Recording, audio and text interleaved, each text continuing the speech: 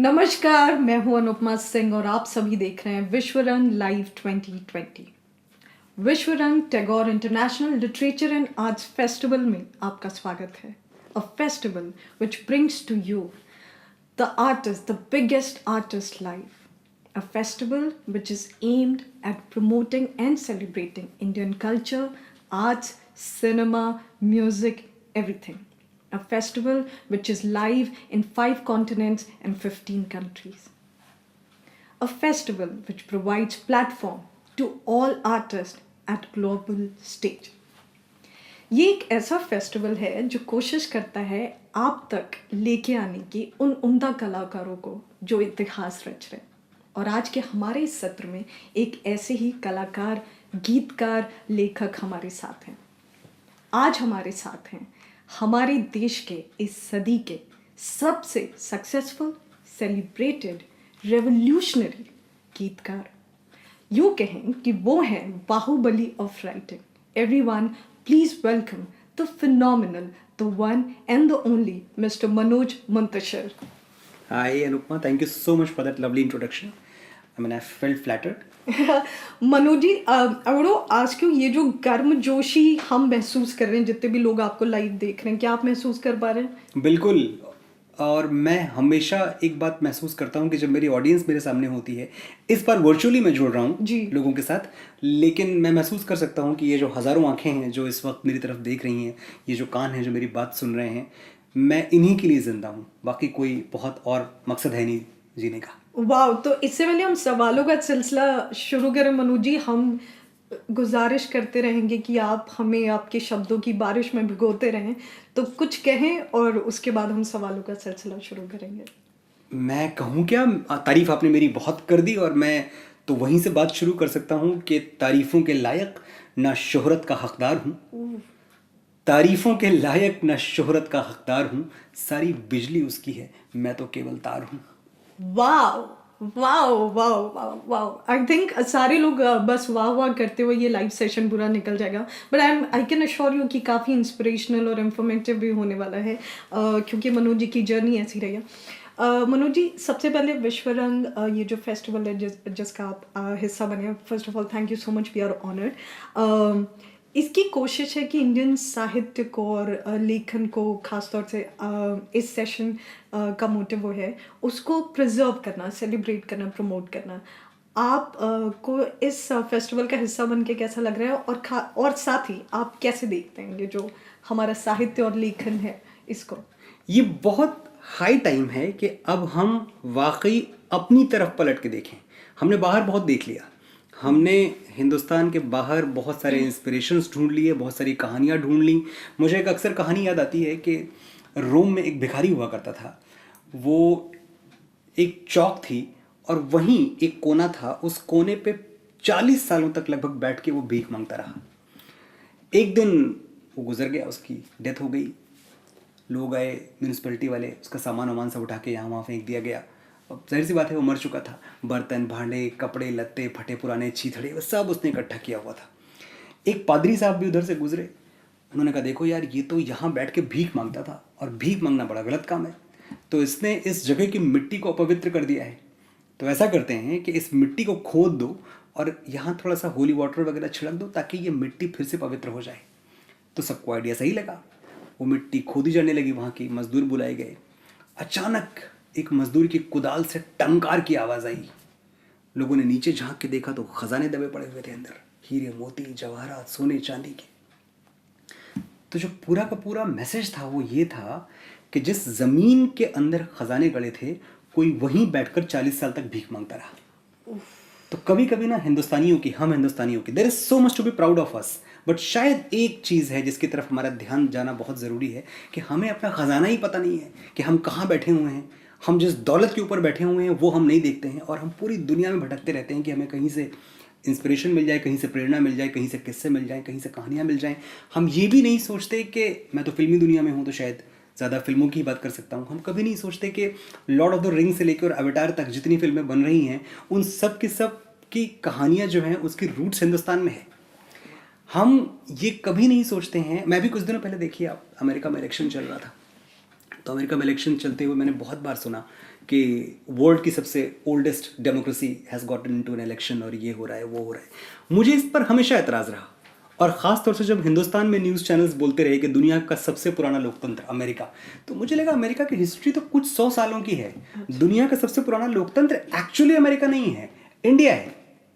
और कैसे 2500 साल पहले तकरीबन शाकुंतलम लिखा गया था, जो कालिदास ने लिखा था। आप देखें उसमें एक प्रसंग है कि Shakuntala becomes pregnant with Dushyant child, ये तो हम सबको पता ही है। और दुष्यंत तो भूल गए कि शकुंतला के साथ उनका संबंध था और वो गंधर्व विवाह हुआ था उनका, दुष्यंत की बात ही भूल गए। तो जब वो प्रेग्नेंट हुई and she was like about to deliver the child, तो शकुंतला की माँ उनका हाथ पकड़ के राजा दुष्यंत के पास ले गई। मध्य रात्रि में पहुँचती हैं वो शहर में, नगर में, और राजा दुष्यंत के महल के बाहर खड़ी होती हैं और दरबान से पूछती हैं कि क्या ये दुष्यंत का महल है। दरबान कहता है हाँ दुष्यंत का महल है। तो कहती मैं बहुत दुखियारी हूँ, अपनी बेटी के साथ बहुत दूर से आई हूँ मैं, क्या मैं सुबह राजा दुष्यंत से मिल सकती हूँ। तो दरबान क्या कहता है वो सुनने लायक है। दरबान कहता है कि सुबह क्यों माँ, ये राजमहल है, राजमहल का द्वार है, इसके ऊपर एक घंटा लगा हुआ है, घंटे में रस्सी बंधी हुई है, आप रस्सी खींचो, नींद में सोता हुआ दुष्यंत उठ के आएगा आपकी फरियाद सुनने आधी रात के वक्त, क्योंकि ये लोकतंत्र है। तो जो पहला जिक्र है लोकतंत्र का वो हमारे यहाँ मिलता है, वो दुनिया के किसी स्क्रिप्चर में नहीं मिलता। तो अमेरिका दुनिया की सबसे पुरानी डेमोक्रेसी नहीं है, हिंदुस्तान है। हिंदुस्तान से पहले किसी ने सोचा ही नहीं कि लोकतंत्र नाम की कोई चीज़ हो सकती है। तो ये जो अवधारणा है ना, कंट्रीज की भी जो अवधारणा है, देश, जब हम देश की बात करते हैं तो देश, सबसे पहले देश का जो कॉन्सेप्ट है वो भी तो कौटिल्य से आया। तो हर चीज़ में हम विश्वगुरु रहे हैं, हम बहुत आगे बहुत बड़े रहे हैं। आज आप देखिए पूरी दुनिया जो है क्लाउड पे टिकी हुई है, और मैं हमेशा कहता हूं कि जिस देश ने अपने पोएट्स को सीरियसली नहीं लिया वो देश पिछड़ जाता है हमेशा। साइंटिस्ट, आर्किटेक्ट्स, इंजीनियर सब ठीक है, बहुत अच्छी बात है, पर अपने पोएट्स को सीरियसली लेना आप कब शुरू करेंगे।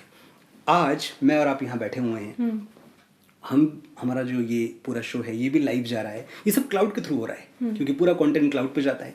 एक व्हाट्सएप मैसेज आप भेजती हैं, अगर मुझे यहाँ सामने बैठ के भी भेजेंगी तो पहले वो व्हाट्सएप क्लाउड पे जाएगा, क्लाउड से फिर मेरे पास आएगा। आप इमेजिन करें, मैं कालिदास पे दोबारा आता हूँ, मेघदूत, जब कालिदास ने मेघदूत लिखा, वो भी 2500 साल पहले की बात हो गई। मेघदूत की कहानी क्या है, बड़ी सिंपल सी अगर मैं एक लाइन में बताऊं तो कहानी ये है कि एक यक्ष है जो कि कुबेर के यहाँ काम करता है। अब उस वक्त जो कुबेर की राजधानी है, आप नेपाल के आसपास समझ लो, आज का नेपाल, वहाँ वो यक्ष काम करता है। और उसका काम क्या है कि वो रोज़ कुबेर की पूजा से पहले वो जाके जंगल में ब्रह्म मुहूर्त में निकलता था और ताज़ा फूल लाके शिव आराधना के लिए रख देता था। ये उसका काम था, और ये काम रोज़ यही काम करना था उसको कि भगवान शंकर की पूजा में कोई विघ्न न पड़े, उसके पहले फूल यहाँ हाजिर होने चाहिए। उसकी शादी हुई नई, और एक दिन अपनी पत्नी की नई बीवी, अब आप अंदाज़ा लगाएं, और उसको बहुत प्रेम था अपनी पत्नी से, और वो उठ के वक्त पे जा नहीं पाया। कुबेर बहुत नाराज़ हुए, सुबह आए, देख रहे हैं कि भगवान शंकर की आराधना होनी है और फूल तो है ही नहीं। तो उन्होंने पूछा कि तुम कहाँ रह गए। तो उसने बताया कि देखिए मेरा अभी भी ब्याह हुआ है और मैं अपनी पत्नी के साथ रह गया, थोड़ी आंख लग गई, देर तक मैं सोता रह गया और इसलिए हो नहीं पाया। तो कुबेर ने कहा बड़े पुराने सेवक हो तुम मेरे, तो तुम्हें और तो कोई दंड नहीं दूंगा मैं, लेकिन जिसके प्रेम की वजह से तुमने मेरे शंकर भगवान की आराधना में विघ्न डाला है, तुम उसी से दूर कर दिए जाओगे। 1 साल के लिए तकरीबन उन्होंने उसको भेज दिया एक दूसरी जगह, दूसरे महल में, सरगुजा पर्वत पे। सरगुजा पर्वत, अब आप आज का मध्य प्रदेश, इंदौर के आसपास का इलाका वो समझ लें, तो कहाँ नेपाल का इलाका और कहाँ उस जमाने की बात कर रहा हूँ मैं। वो इतना प्रेम में विह्वल, इतना व्याकुल था अपनी पत्नी के, कि वो क्या करता, रोज मेघों को संदेश देता, अपने प्रेम पत्र जो है वो बादलों को पढ़ के सुनाता, और वो बादल उसकी प्रेमिका की छत पे जाके बरसते और उसको वही शब्द वापस सुनाते। क्लाउड का पहला कॉन्सेप्ट सबसे पहले हिंदुस्तान में आया है। कालिदास से पहले किसी ने क्लाउड नहीं सोचा, लेकिन हमने कभी अपने पोएट्स को सीरियसली लिया नहीं। आज आप देखिए वही चीज़ें हो रही हैं। आज आप देख रहे हैं कि पूरी दुनिया में कैसे क्लाउड पे पूरी दुनिया चल रही है। सबसे पहला लाइव टेलीकास्ट संजय ने किया महाभारत के वक्त, आप देखें तो उससे पहले का कोई लाइव मुझे लाके बताओ ना आप कि नहीं, उसके भी पहले कहीं जिक्र हुआ था इसका। एक आदमी एक लाइव टेलीकास्ट दिखा रहा है, वो भी एक अंधे को। पुष्पक विमान का सबसे पहले जिक्र हमारे यहाँ। आप कहाँ कहाँ तक जाओगे, मेटलर्जी सबसे पहले हमारे यहाँ आई। आज पूरी दुनिया मेटलर्जी की बात करती है। मेटलर्जी हमसे पहले किसी ने डिस्कवर ही नहीं की। दो एलॉयज को मिला के तीसरी धातु पैदा करना हमसे पहले किसी ने नहीं किया। कितना कुछ है जो सबसे पहले हमने किया है। प्रॉब्लम यही है कि हम रोम के उस भिखारी की तरह हैं जिसके नीचे खजाना दबा हुआ है और वहाँ बैठ के भीख मांग रहा है। तो ये जो फेस्टिवल है, ये जो इंस्टीट्यूट है, जो विश्वरंग है, विश्वरंग का सबसे बड़ा रोल मेरी नज़र में यही है कि जो हमारी भूली बिसरी हुई अस्मिता है, जो हमारी भूली बिसरी हुई ताकत है, जैसे कि कर्ण को परशुराम ने बोल दिया था कि जब तुम्हें सबसे ज़्यादा ज़रूरत होगी ब्रह्मास्त्र की तो तुम उसको चलाना भूल जाओगे। तो हमें भी बहुत पहले से कोई श्राप लगा हुआ है कि हम अपनी ही खुद की ताकत भूल गए हैं। हम अपना खुद का ही जो हमारा मसल पावर है, जो हमारा जितना muscle power in the sense, मैं दिमाग की बात भी कर रहा हूँ, हर तरह का जो शक्ति और पावर हमारे पास है, हम उसको कहीं ना कहीं भूले हुए हैं। बहुत अच्छी चीज़ है कि विश्वरंग जैसा फेस्टिवल हमें नींद से जगाने का काम कर रहा है, हमें ये बताने का काम कर रहा है कि हम रिच हैं, हम अमीर हैं, हम बहुत दौलतमंद हैं, हमारे पास जो विरासत है, हमारे पास जो तहजीब की और कल्चर की विरासत है, वो दुनिया में किसी देश के पास नहीं है। And India stands tall because of festivals like this.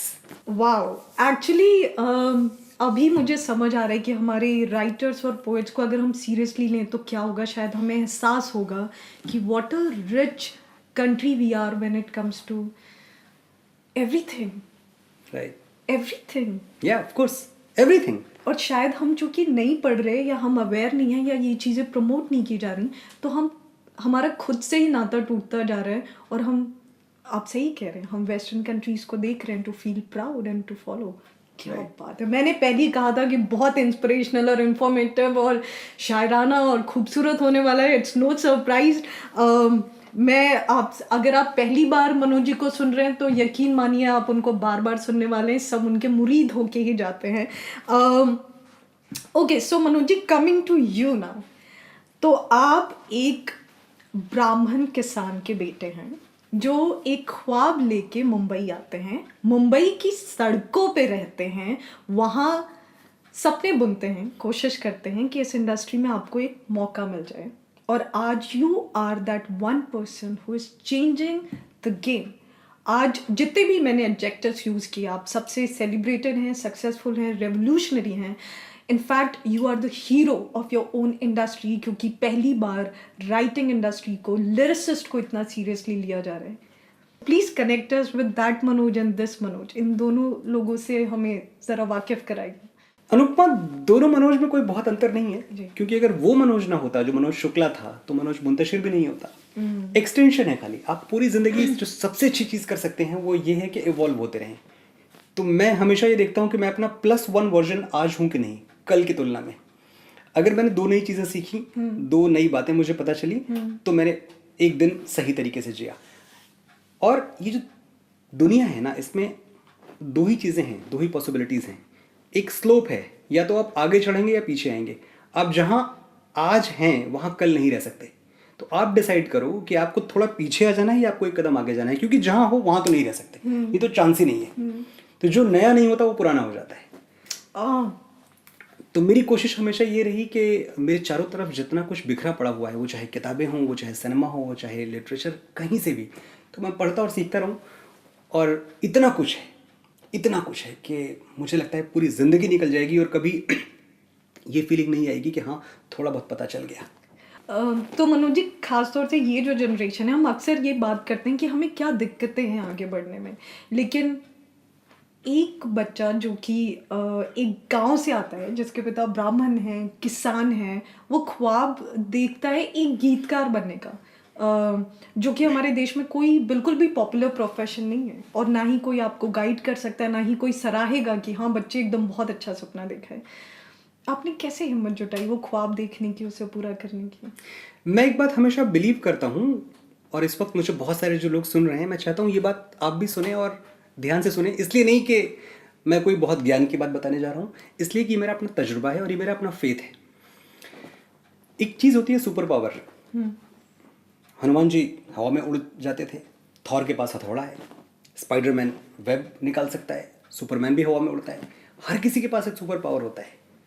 आप यकीन माने, ये जितनी आबादी है ना इस दुनिया की, जितने इंसान इस धरती पर पैदा हुए हैं, कोई भी बगैर सुपर पावर के नहीं पैदा हुआ है। क्योंकि गलती हमसे आपसे होती है, ईश्वर से नहीं होती। वो कुदरत जो हमें बना रही है ना, उसने हमें फालतू में नहीं बना दिया कि जाओ जाओ तुम भी एक चले जाओ। हेड काउंट बढ़ाने के लिए नई दुनिया में आए हैं हम। हाँ, हमारे पास कुछ है जो हमें डिस्कवर करना है, कुछ है जिसकी गूंज हमें सुननी है, अपनी तन्हाई में, अपने अकेलेपन में, अपने बंद कमरे में बैठ कर खुद से बात करनी है, अपना सुपर पावर तलाशना है।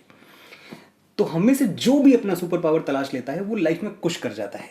आप सोचें अगर कि सचिन तेंदुलकर ने अगर हाथ में बैट न थामा होता तो सचिन तेंदुलकर में और एक मामूली स्कूल मास्टर के बेटे में क्या फ़र्क था। क्या बात है। तो ये जितने भी लोग हैं, मैं अगर सबसे तो जो बड़ा मेरे लिए एग्जाम्पल है वो इस इंस्टीट्यूट का ही नाम है टैगोर। मैं समझता हूँ कि उनको कभी कभी इंसान मानने से मैं इनकार कर देता हूँ, विद ड्यू रिस्पेक्ट। मुझे लगता है कि वो इंसान की परिधि से बाहर थे। एक फ्रेमवर्क होता है ह्यूमन का। कैसे हो सकता है आप कितने भी बड़े कलाकार हों, हाउ इज इट पॉसिबल कि एक ही वक्त पे दुनिया के सबसे बड़े स्कल्प्टर आप हों, सबसे बड़े पोएट आप हों, सबसे बड़े संगीतकार आप हों, सबसे बड़े चित्रकार आप हों। एक ऐसा इंसान जिसकी जो चित्रकारी है पूरी दुनिया में उसकी चर्चा थी, एक ऐसा इंसान जिसके नाम पर रविंद्र संगीत पूरा का पूरा एक संगीत की धारा बनी हुई है, एक ऐसा इंसान जिसने गीतांजलि लिखी और नोबेल पुरस्कार जीता। और उसके बावजूद when he was dying, do you know that, जब वो अपनी आखिरी सांस ले रहे थे तो उनके स्कूल टाइम के उनके दोस्त थे, प्रोफेसर थे, तो वो सिरहाने बैठे हुए थे और टैगोर की आंख से एक आंसू निकला और प्रोफेसर साहब ने पूछा, रविंद्र तुम भी मौत से डर गए? तुम्हें तो देख के लगता था कि तुम्हें तो कभी कोई मृत्यु का डर ही नहीं है, तुम रो रहे हो जाते जाते दुनिया से। तो रविंद्रनाथ टैगोर ने जो उस वक्त कहा वो गीतांजलि में है एक कविता के रूप में, मैं उसको पैराफ्रेज करने की कोशिश करता हूँ। उन्होंने बोला कि नहीं, मैं इसलिए नहीं रो रहा कि मैं दुनिया छोड़ के जा रहा हूँ, मैं इसलिए रो रहा हूँ कि परमात्मा का समुद्र बहुत विशाल था, मेरी बाल्टी बहुत छोटी थी, कुछ ज़्यादा भर नहीं पाया मैं जाते जाते। वाओ। और ये कौन कह रहा है? रविंद्रनाथ टैगोर। ये रविंद्रनाथ टैगोर करेंगे, जिनको मैं महामानव मानता हूँ। मुझे लगता है जिस तरह की कलाओं की हम बात करते हैं, पिकासो क्या करता था, बहुत आप खुश होते हो ना पिकासो का नाम बोल के, तो Picasso was a great painter. अब आपको मैं बताऊं कि पिकासो का पेंटर होना, किसी का स्कल्प्टर होना, दुनिया का सबसे बड़ा किसी का शास्त्रीय संगीतकार होना, किसी का सबसे बड़ा लेखक होना, all put into one man. और उस आदमी को ये शिकायत है जाते जाते कि यार परमात्मा का समुद्र बहुत बड़ा था, बहुत कुछ करने को था इस दुनिया में, मैं कुछ कर नहीं पाया। तो ये लोग इंस्पायर करते हैं। मनोज मुंतशिर जैसा एक छोटे से गांव में पैदा हुआ लड़का, मुझे एक चीज़ हमेशा इंस्पायर करती थी। आपने ब्राह्मण की बात की जी। तो ब्राह्मण, ये सनातन धर्म में कॉन्सेप्ट है द्विज का। द्विज का मतलब है बॉर्न अगेन, बॉर्न ट्वाइस। तो एक बार तो आप अपनी माँ के गर्भ से जन्म लेते हो और दोबारा आप नियति के गर्भ से जन्म लेते हो। जब आपने अपनी माँ के गर्भ से जन्म लेने को पर्पस दिया कि आप पैदा हुए एक बार, वो तो आपका ठीक है, आपको पैदा होना था, आप हो गए।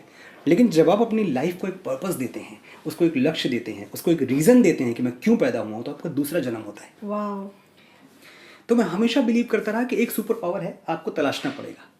वो ऐसा नहीं है कि आपके कान में कोई वो मंत्र फूंक के आपको दे देगा, कोई आपको रेडीमेड नॉलेज नहीं देगा कभी आके। ना हम सफ़र न किसी हमनशी से निकलेगा, हमारे पाँव का कांटा हम ही से निकलेगा। तो वो आपको खुद मेहनत करनी पड़ेगी, खुद अपने आप से बात करनी पड़ेगी, इंट्रोस्पेक्ट करना पड़ेगा कि आप क्या चीज़ है जो आपसे अच्छा दुनिया में कोई नहीं कर सकता। वो एक चीज़ आप तलाश लें, उसके बाद ये दुनिया आपकी है। क्या बात है। And this is so beautiful Manoj ji कि ये कॉन्सेप्ट भी हमारे देश में इतना पुराना है, क्योंकि आजकल इस जनरेशन में भी कहते हैं you are born the day you find your purpose. Right. Wow. And it is also हमारे कल्चर का इतना पुराना, मतलब सदियों पुराना एक कॉन्सेप्ट है। बिल्कुल।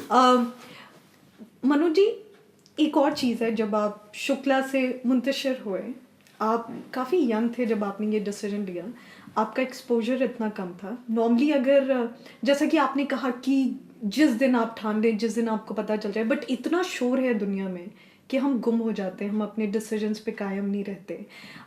हम वो करना चाहते हैं जो पॉपुलर है। आपने कैसे एक ऐसा सरनेम चुना अपने लिए जो बिल्कुल पॉपुलर नहीं है, साथ ही इसका मीनिंग क्या है? एंड एक और चीज़ जो मुझे बहुत इंट्रीगिंग लगती है आपके बारे में, कि अगर कोई बॉलीवुड का रुख करना चाहता है तो वो हमेशा हीरो बनना चाहता है, गीतकार कभी नहीं। कई बार लोग हीरो बनने आते हैं और गीतकार बन जाते हैं। कैसे आप इतने डिटर्मिन्ड थे, because it is not a popular profession? हाँ, मैं ये मानता था कि गीतकार भी हीरो हो सकता है। और आप हैं। Why not. और अपनी कहानी का हीरो तो हर इंसान खुद होता है। तो ये मेरी कहानी थी, इसका हीरो तो मैं ही हूँ, अपनी कहानी के हीरो तो आप ही हैं। मुंतशिर मेरा पेन नेम है, तखल्लुस है मेरा, और वो मुझे बहुत अच्छा लगेगा अगर मैं बताऊं कि इसके पीछे कोई बहुत बड़ी रिसर्च, कोई बहुत बड़ी फिलॉसफी, दर्शन जीवन का था, कुछ था नहीं ऐसा। मेरा जो शुरुआती रिश्ता था पोइट्री से, वो उर्दू पोइट्री से था, और मैं गज़लें कहता था, और गज़लों के जो भी शायर हुए हैं, एक रिवाज चला रहा है, एक ट्रेडिशन है पेन नेम का। साहिर, कैफी, फिराक, मजरू, ये सब पेन नेम्स हैं, असली नाम नहीं है किसी के। तो मुझे भी एक पेन नेम चाहिए था, और पेन नेम ऐसा चाहिए था जो मुझसे पहले किसी का ना रहा हो, यूनिक, इतना यूनिक कि अगर मैं वो बोलूं तो वो मैं ही मैं हूं और दुनिया में कोई दूसरा ना हो। ऐसा पेन नेम तलाश करना बड़ा मुश्किल था। और फिर एक दिन मुझे याद है, मेरा टाउन गौरीगंज, जहाँ की मैं पैदाइश हूँ, जहाँ मेरा पूरा बचपन और मेरा शुरुआती वक्फा गुजरा ज़िंदगी का, तो सर्दियों की एक शाम थी, तकरीबन 7 बजे थे, स्लीपी टाउन, 7 बजे पूरा गौरीगंज सोया हुआ था, और मैं एक चाय की तलाश में यहाँ वहाँ आवारागर्दी कर रहा था। दूर मुझे कहीं चौक में एक भट्टी पे सिगड़ी जलती हुई दिखी, और कोहरा था, बहुत धुंध थी, और मैं वहाँ पहुँचा। चाय की दुकान थी बबलू की, मैंने बबलू से बोला, बबलू चाय बना दो यार। तो वो चाय चढ़ाई उसने सिगड़ी पे, और मेरा ध्यान गया कि रेडियो जो एक खूंटी से टंगा हुआ था, उस रेडियो पे एक मुशायरा चल रहा था, और उस मुशायरे में कोई शायर एक शेर पढ़ रहे थे, और शेर कुछ यूं था कि मुंतशिर हम हैं तो रुखसार पे शबनम क्यों है। मुंतशिर का मतलब होता है बिखरा हुआ, टूटा हुआ। अगर हम टूटे हुए हैं, हम बिखरे हुए हैं, तो तुम्हारी आंख में आंसू क्यों है। कि मुंतशिर हम हैं तो रुखसार पे शबनम क्यों है, आईने टूटते रहते हैं, तुम्हें गम क्यों है। तो जब मैंने ये सुना, ये वर्ड, और मैंने तुरंत चाय पीते पीते, वो एक एलिट्रेशन होता है, मैंने साथ रख के देखा मनोज और मुंतशिर, तो there was a ring in it. और बस उसी शाम, इससे पहले कि मेरी चाय ख़त्म होती, मैं मनोज शुक्ला से मनोज मुंतशिर हो गया था। और अभी जब मैं देखता हूँ, पता नहीं, लोग कहते हैं कि नाम का असर बहुत होता है इंसान पे। मैं ऐसा कोई टूटा बिखरा हुआ नहीं हूँ, मैं बहुत जमा, बहुत ही ठोस है। सुलझी हुई ज़िंदगी है मेरी लाइफ में, इतने कॉम्प्लिकेशंस हैं नहीं। फिर भी कभी कभी जब इस नाम के बारे में सोचता हूँ, तो एक शेर है मेरा, मेरी किताब में, मेरी फितरत मस्ताना में, कि नाम था एक, रख लिया था बस यूं ही, क्या ये सारी ज़िंदगी ढूंढना पड़ेगा। नाम था एक, रख लिया था बस यूं ही, क्या ये सारी ज़िंदगी ढूंढना पड़ेगा, और कितना टूटना बाकी बचा है, और कितना मुंतशिर होना पड़ेगा। Wow, this is so beautiful Manoj ji. So, बहुत ही, आपकी आपकी हर बात इतनी खूबसूरत और शायराना है कि काश हम सब की ज़िंदगी इतनी खूबसूरत और हम भी इतनी मोहब्बत से बातें कर पाते कि मेरा दिल कर रहा है कि वक्त थम जाए और मुझे अगले सवाल पे ना जाना पड़े और मैं मनोज जी को सुनती रहूं। But we have to go to the next question. Manoj ji, एक चीज़ जो अभी आपने कही कि हम सब अपनी कहानी का हीरो हैं, आप अपनी इंडस्ट्री का हीरो बन चुके हैं। आपने एक ऐसी चीज़ की है जो हिंदी सिनेमा के इतिहास में, या यूँ कह सकते हैं पूरे लेखन और गीतकारी के इतिहास में किसी ने नहीं किया। आप खड़े होके अपने राइट्स के लिए आपने आवाज़ उठाई, आपने इस देश के सबसे बड़े कमर्शियल अवार्ड को बॉयकॉट किया, और आपने कहा कि मैं डिज़र्विंग हूँ, और अगर आप मुझे मेरा हक नहीं देते तो मैं आपको बॉयकॉट करता हूँ। इससे पहले कभी भी लेखन जगत के लोगों से अगर ऐसा कुछ हमने देखा भी था, तो वो एक कलेक्टिव एफर्ट देखा था, कोई एक आवाज़ नहीं देखी गई। भले लोग कहते हैं कलम की ताकत, पर किसी ने वो ताकत का इस्तेमाल खुद के राइट्स के लिए नहीं किया। हीरोज़ ने बॉयकॉट किया है, लेकिन कभी किसी गीतकार ने नहीं। ये जो हीरोइक एफर्ट है और जो रेवोल्यूशनरी एफर्ट है और जो कंट्रीब्यूट कर रहे हैं आप अपनी इंडस्ट्री के लिए, उसके बारे में क्या कहना चाहते हैं आप Manoj ji? Because for us you are a hero. Thank you, that's very kind of you. मैं बहुत लालची हूँ, मैं ये कह सकता हूँ, और हिम्मती भी है। नहीं, मेरा लालच इस बार सारी सीमाएं तोड़ गया, क्योंकि आपका जो आपका लालच है वो क्या होता है, पहले आपको कुछ चाहिए होता है, फिर कुछ और चाहिए होता है, फिर कुछ और चाहिए होता है। तो एक सर्टेन लेवल के बाद मैंने रियलाइज़ किया कि ये 1-2 ट्रॉफीज से मेरा मन नहीं भरता, मुझे 135 करोड़ ट्रॉफीज चाहिए, और 135 करोड़ ट्रॉफीज के लिए 10-12 को छोड़ देना, मैं फ़ायदे में हूँ, कोई नुकसान नहीं हुआ मेरा। वाह। 135 crore people in this country, they listen to my songs. हज़ारों की तादाद में मैसेजेस रोज़ आते हैं, कोई रो के मैसेज कर रहा होता है, कोई मेरे गानों के वर्जन्स गा के मैसेज कर रहा होता है। मैं देखता हूँ कि जहाँ जहाँ हिंदी बोली जाती है, या हिंदी और स्लैश उर्दू की बात मैं करूँ, जहाँ जहाँ हिंदुस्तानी हैं वहाँ लोग तेरी मिट्टी को इस तरह से गाते हैं कि अगर कभी मैं खड़ा होकर तेरी मिट्टी के खिलाफ कुछ बोल दूँ ना तो लोग मेरी जान ले लेंगे। इस कदर उन्होंने तेरी मिट्टी को अपनाया है। वो गाना जब मैं लिख रहा था, उस रात, उस शाम, उस दिन मेरा था। मेरी कलम से निकलने के बाद उस गाने पे मेरा कोई हक ही नहीं बचा। इसीलिए जब उस गाने को रिजेक्ट किया जाता है, जब उस गाने का एक तरह से मजाक उड़ाया जाता है, कि आप मजाक क्यों उड़ाया जाता है, क्योंकि तू कहती थी तेरा चांद हूं मैं और चांद हमेशा रहता है, एक ऐसी लाइन के जक्सटापोजिशन में आप रखते हैं, तू नंगा ही तो आया था क्या घंटा लेके जाएगा। Nothing against the film, nothing against the people who wrote it, they are all my friends and I am very close to each and every one of them, सब दोस्त हैं मेरे। पर जब आप एक न्यायाधीश की कुर्सी पे बैठे हैं, आप जो भी हैं, जब आपको जूरी कहा जाता है, जब आप उस सम्मान की जगह पे बैठे हैं, तो क्या आपको इतनी सी बात समझ में नहीं आती कि शायरी क्या है? और अगर नहीं समझ में आती तो फिर उस कुर्सी पे होने का हक क्या है आपको? तो आप मुझे जज करने का हक खो चुके हैं। मेरी कहानी बस इतनी सी थी, कोई मुझे सिर्फ हंगामा खड़ा करना मेरा मकसद नहीं, मेरी कोशिश थी कि ये सूरत बदलनी चाहिए। तो मैंने जो एक आवाज़ उठाई, उस आवाज़ का इतना सा असर पड़ा है कि आज लोगों ने अवार्ड से किसी के अच्छे होने को या बुरे होने को जांचना छोड़ दिया है, कम कर दिया है। आर डी बर्मन को पूरी ज़िंदगी में गिनती के अवार्ड्स मिले हैं, मतलब उनसे बड़ा कौन संगीतकार हुआ है और कौन होगा। मैं ऐसे कितने नाम गिनाऊं आपको जिनको अवार्ड्स ही नहीं मिले पूरी लाइफ। मजरू साहब को बमुश्किल कोई अवार्ड मिला है। तो ये बहुत बड़े लोग थे। तो जाहिर सी बात है कि जब एक कमर्शियल अवार्ड सेटअप में आप होते हैं, और मैं तो बहुत सारे, मैंने पूरी ज़िंदगी अवार्ड शोज़ लिखे हैं, कई की जूरीज में भी रहा हूँ मैं, तो मैं जानता हूँ चीज़ें कैसी होती हैं। और इसलिए इस सर्कस में मेरा कोई यकीन नहीं है।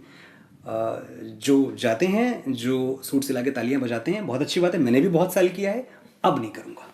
वाह मनु जी, एक चीज़ जो हुई जब आपने आवाज़ उठाई, नॉर्मली क्या होता है कि जो पॉपुलर फेसेस होते हैं, जिनको लोग अक्सर टेलीविज़न, सिनेमा में देखते रहते हैं, जिनसे एक इंटरेक्शन होता है, उनको काफ़ी सपोर्ट मिलता है। लेकिन आपको जिस तरह का मैसिव सपोर्ट मिला था, हमारे देश में ऐसा कभी नहीं हुआ कि किसी गीतकार और लेखक ने अपने लिए आवाज़ उठाई हो। अक्सर वो लोग देश के लिए आवाज़ उठाते हैं, या किसी और कोई और चीज़ जो हो रहा होता है उसके लिए आवाज़ उठाते हैं, कि अपने लिए आवाज़ उठाएं, अपनी बात कहें और पूरा देश उनके साथ आके खड़ा हो जाए।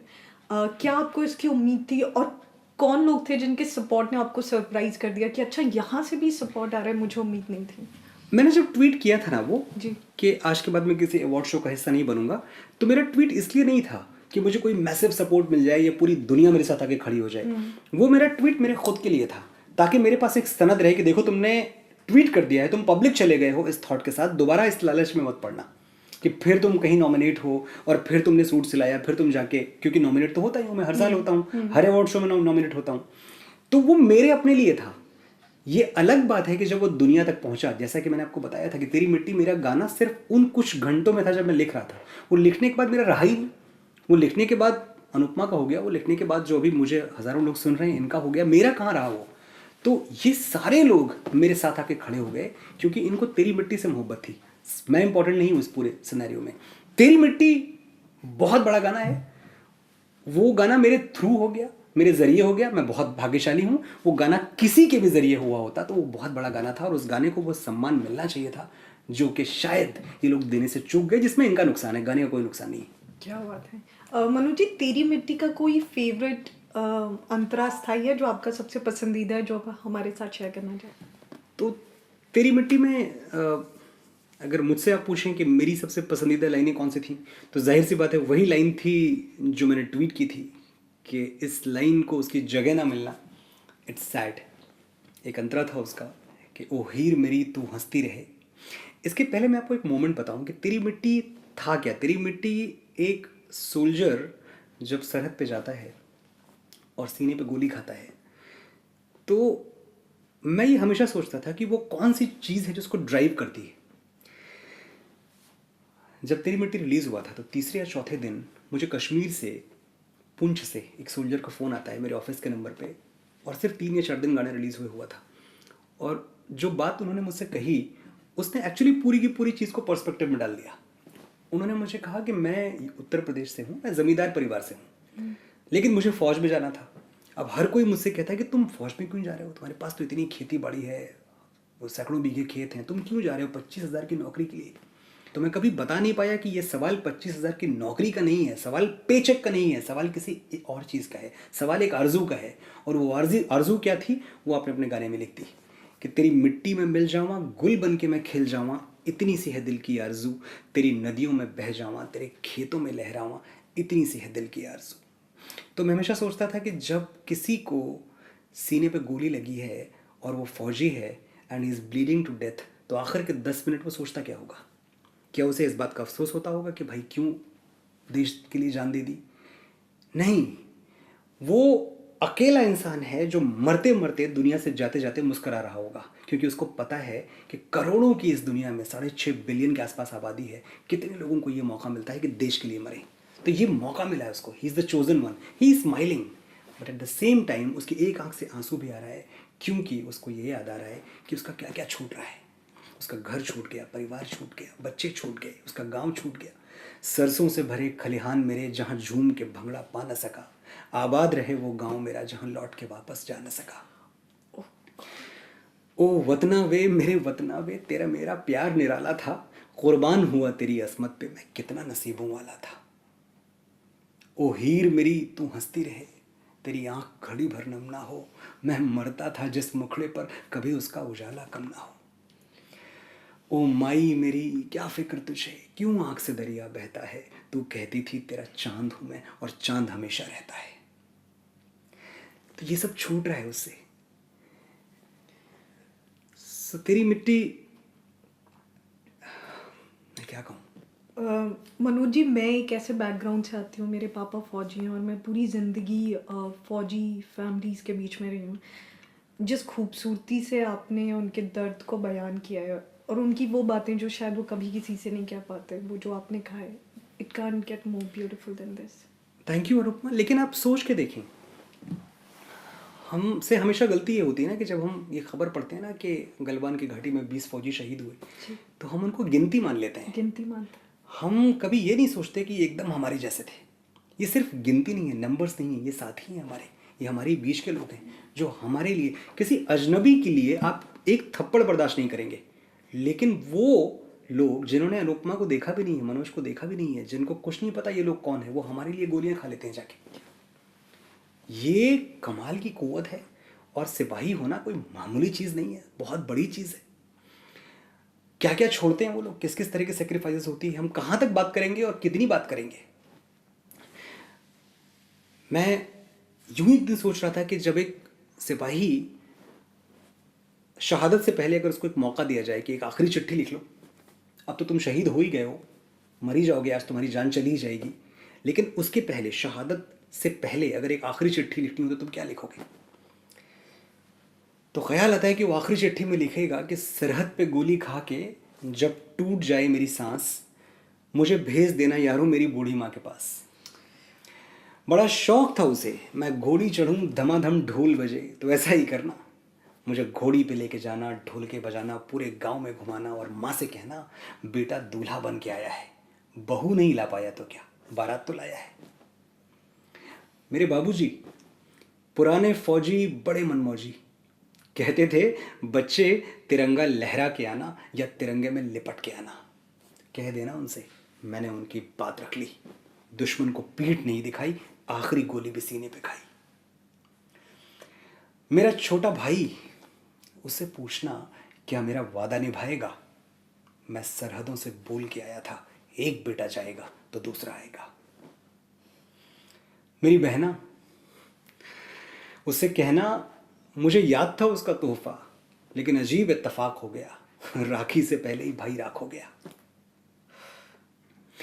वो कुएं के सामने वाला घर, 2 घड़ी के लिए वहां जरूर ठहरना, वहीं तो रहती है वो जिसके साथ जीने मरने का वादा किया था। उससे कहना कि भारत माँ का साथ निभाने में उसका साथ छूट गया, एक वादे के लिए दूसरा वादा टूट गया।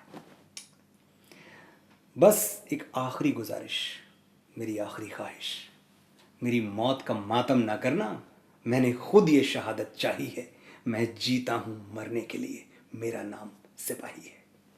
वाह, आई थिंक मनोज जी, यही आपका मैजिक है। इस वक्त मैं दर्द और जज्बे दोनों से भरी हुई हूँ। मैं गोली भी खा सकती हूँ और मुझे वो हर गोली खाने वाले के दर्द का एहसास भी है कि वो कितना कुछ और क्या कुछ खो रहे होंगे. This is beautiful Manoj ji. That's very well said Anupama. तो ये जो मनोज जी, एक तो आपकी वजह से आई थिंक बहुत साल बाद एक पेट्रियाटिक सॉन्ग आया और लोगों को फिर से देश से मोहब्बत हो गई. तो मोहब्बत की बात करते हैं मनोज जी. नॉर्मली कहते हैं कि इतनी मोहब्बत और डेप्थ से लिखने के लिए मोहब्बत का होना, दिल का टूटना, फिर मोहब्बत का होना बहुत ज़रूरी है. मोहब्बत प्यार की कितनी जगह है आपकी ज़िंदगी में? आपका दिल टूटा है कि नहीं? मोहब्बत और गीतकारी का क्या कनेक्शन है? इस पे आपके विचार क्या हम जानना चाहेंगे. जितना भी लिखा है, जो भी लिखा है, उसकी तह में मोहब्बत है. सवाल एक छोटा सा था जिसके पीछे ये पूरी जिंदगी बर्बाद कर ली. भुलाऊं किस तरह वो दोनों आंखें, किताबों की तरह जो याद कर ली. तो जितनी भी किताबें लिखी गई, जितना भी लिटरेचर लिखा गया है, वो सब दो आंखों को भुलाने की कोशिश है. आ ये इल्म का सौदा, ये रिसाले, ये किताबें एक शख्स की यादों को भुलाने के लिए हैं. मेरी मोहब्बत बहुत बागी थी. मैं हमेशा से इंस्पायर्ड था उन कहानियों से जिनमें बगावत थी, जिनमें मोहब्बत बहुत सॉफ्ट, बहुत टिमिड नहीं थी, जिनमें मोहब्बत खौलती हुई, जिनमें मोहब्बत में टर्बुलेंस था, क्या बात. एक थरथराहट थी, एक कपकपी थी. तो मुझे वो मोहब्बत बहुत अपील करती थी. मुझे सलीम अनारकली अपील करती थी वो कहानी, क्योंकि मैं देखता था कि कैसे एक कनीज़, एक रक्कासा हिंदुस्तान के बादशाह के सामने खुल के चैलेंज करती है. आज कहेंगे दिल का फसाना, जान भी ले ले चाहे ज़माना, पर्दा नहीं जब कोई खुदा से, बंदों से पर्दा करना क्या, जब प्यार किया तो डरना क्या. वो जो बगावत है, वो बगावत मुझे लगता था वाह, मोहब्बत हो तो ऐसी हो. और आप सोचें, ये जो बगावत आई थी, आपको वो मुगल आज़म का एक सीन मुझे बहुत बहुत मेरा फेवरेट है और मुझे बार बार याद आता है कि जब अनारकली की हिम्मत तोड़ने के लिए बादशाह अकबर उसको भूखा प्यासा कैद खाने में डाल देते हैं, और जब उसको बहुत बुरी हालत में होती है बेचारी, ना उसको कुछ खाने को मिला है, ना पीने को मिला है, होंठ सूख गए हैं, और जब उसको निकाल के कैद खाने से ला के बादशाह के सामने फेंक दिया जाता है, और बादशाह उससे पूछता है, अनारकली कहो, कैद खाने के अंधेरों ने तुम्हारी आरजुओं में वो चमक बाकी न रखी होगी जो थी. वो जवाब क्या देती है बादशाह को? कनीज है. जवाब देती है, कैद खाने के अंधेरे कनीज की आरजुओं से कम थे ज़िल्ले इलाही. और बादशाह कहता है, अंधेरे और बढ़ा दिए जाएं. अनारकली कहती है, आरजुएं और बढ़ जाएंगी. वाह. तो ये जो तेवर है ना, और ये तेवर ऐसे नहीं आया था. ये मोहब्बत में बगावत भी तब आती है जब सामने से आपको वो मोहब्बत रेसिप्रोकेट हो रही हो. ऐसी मोहब्बत करने से पहले तो अनारकली ने सलीम से पूछा था कि कहाँ सलीम का रुतबा, कहाँ अनारकली. ये ऐसी शाखे तमन्ना है जो कभी ना फली. हुजूर एक ना एक दिन ये बात आएगी कि तख्त ताज भले हैं कि एक कनीज भली. और सलीम ने जवाब दिया था कि न बुझ सकेगी बुझाने से अहले दुनिया के वो शम्मा जो तेरी आंखों में मेरे दिल में जली. मैं तख्तो ताज को ठुकरा के तुझको पालूंगा कि तख्तो ताज से तेरी गली की खाक भली. फिलहाल तो मैं प्यार करना चाहती हूँ. मुझे हो रहा है कि मुझे भी किसी से मोहब्बत है. This is wow Manoj ji. So this is the kind of love stories that Romeo Juliet. I think जितने भी लोग लाइव देख रहे होंगे उनकी फीलिंग सेम ही होगी. या तो वो किसी से प्यार करते होंगे, या तो इस वक्त वो सोच रहे होंगे कि प्यार करना है, या प्यार में पढ़ना चाहते होंगे. वाओ मनोज जी. मैं उस प्यार को एक स्टेप आगे ले जाता हूँ कि जब आपको नाराजगी होती है ना, जब आपके अंदर बगावत होती है, जब आप थोड़ा सा उबलते खोलते हैं, वही सच्चा प्यार है. सच्चा प्यार बहुत कंट्रोल नहीं होता. It's like chain reaction, it's like nuclear reaction. You can not actually control it. जब तक आप प्यार को कंट्रोल कर पा रहे हो ना, तब तक आप प्यार नहीं कुछ और कर रहे हो. अगर आउट ऑफ कंट्रोल है तो ही प्यार है. वाओ. सोचें आप, रोमियो जूलियट की आप कहानी याद करें कि जब जूलियट को एक बगीचे में कैद करके रखा गया है, और जहां जूलियट के पूरे पहरे पे सिपाही लगे हुए हैं, जहां जूलियट के खानदान वालों ने बड़े बड़े गनमैन लगा रखे हैं कि अगर कहीं रोमियो दिख जाए तो उसको शूट कर देना, शूट एट साइट का ऑर्डर है. वहां भी रोमियो सबसे छुपता छुपाता आधी रात के वक्त बगीचे में दाखिल होता है, और जूलियट उससे पूछती है, फसीलें इतनी ऊंची और पहरा इतना संगी है, जियाले रोमियो तो किस तरह पहुंचा बगीचे में. फसीलें मतलब दीवारें. कि फसीलें इतनी ऊंची और पहरा इतना संगी है, जियाले रोमियो तो किस तरह पहुंचा बगीचे में. रोमियो कहता है, ये मेरी जूलियट के शोख चेहरे की शुआएं थी, किरणें, कि आधी रात को सूरज निकल आया दरीचे में. जूलियट कहती है कि मेरा कोई अजीज इस जा तुझे पाले तो फिर क्या हो, अगर किसी ने देख लिया तुम्हें, मेरे घर वालों ने, तो क्या होगा तुम्हें पता है? मेरा कोई अजीज इस जा तुझे पाले तो फिर क्या हो। रोमियो कहता है ये सब बातें वो क्यों सोचे जिसे तेरी तमन्ना हो। तो जिंदगी और मौत के जो सौदे होते हैं वो मोहब्बत उनकी परवाह नहीं करती।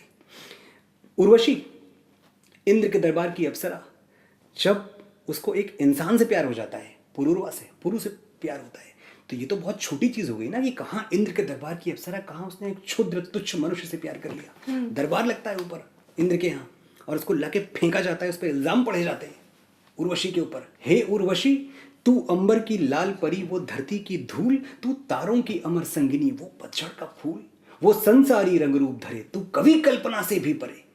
पल भर में तू सारी गरिमा सारा गौरव भूल गई, त्याग के अपनी मर्यादा उसकी बाहों में झूल गई।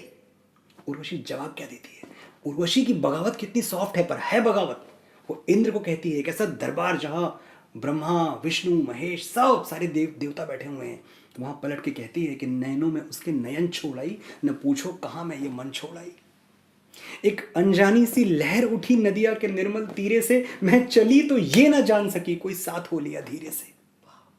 जब जोग लगा मुझे जन्मों का, संजोग प्रेम का तब जाना, तन नाच रहा था युग युग से, पर मन का नाच तो अब जाना। और वो सवाल करती है, इंद्र से सवाल करती है कि हे मोहब्बत, ये ताकत देती है आपको कि आप सवाल करते हैं। अनारकली ने बादशाह से, जिल्लेलाही से सवाल कर लिया था, इसने इंद्र से सवाल किया। ये भी एक रक्कासा थी, ये भी एक नर्तकी थी। इंद्र से सवाल करती है कि हे देवराज, यह प्रश्न आज मेरे तन मन को झकझोरे हैं, क्या पावन प्रेम कथाओं से इतिहास के पन्ने कोरे हैं? क्या सुन के शंकर का डमरू गौरी ने आंखें फेरी थी? क्या राधा के पग रुक पाए जब श्याम ने ताने छेड़ी थी? जब वही लाग मेरे मन में लगी, मेरा मान गया, मेरा मोल गया, मैं प्रेम सिंहासन पर बैठी तो राज सिंहासन डोल गया। जब प्रेम के आगे देवों ने भी अपने घुटने टेक दिए, क्यों आदर्शों के टुकड़े तुमने मेरे आगे फेंक दिए। यह है मोहब्बत जो इस कदर भागी है।